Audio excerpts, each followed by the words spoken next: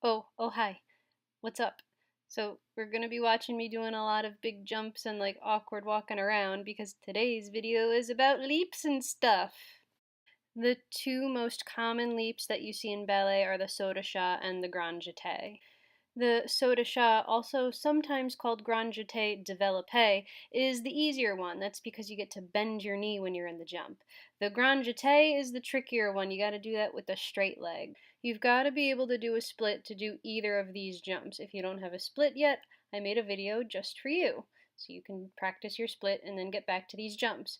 First, let's talk about the saut de chat, the one with the bent leg. We like this one. This one's all about your front foot and knee going through a high passé. It'll be a lot easier. If you have a low coup de pied, you've got to like hoist your whole leg up from a really low point, and it takes a lot of effort and it's very tiring. Your front leg sets you up for a good saut de chat in addition to a good plie, but a quick développé, you throw your leg up and it will help bring your body higher and you can get a bigger split. Grand jeté is a little harder because your hip has to do a lot of the work hoisting the straight leg. So to help, imagine that you're traveling flat through the air rather than up, like travel in a horizontal line. You want your legs to be parallel to the floor, and a straight leg can achieve a faster split if the peak of your jump is closer to the ground. I hope that makes sense.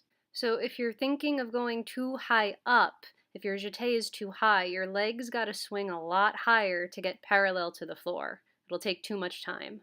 And you guessed it, if you want to get good at something in the center, you work on it at the bar. A good sweeping grand battement, gathering the energy from the floor instead of relying completely on your hips, will help make your grand jetés a little easier. So your battement tendus, your dégagés, jeté exercises, and your grand battement technique is key for a good grand jeté in the center. And having a nice, strong, precise, and quick retiré and passé and a strong développé will help you in your saut de chat. You'll hit that passé without even having to think about it. In either jump, it's pretty helpful to imagine that your legs just keep going like an oversplit.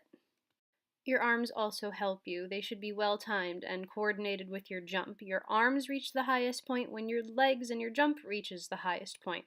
Your arms are like your wings. A slight arch in your back and staying upright will make you appear more vertical, even if your jump isn't that high. And even though it's slightly more exaggerated in the grand jeté, both jumps should feel like there's energy pulling you forward, like you're leaping over a river.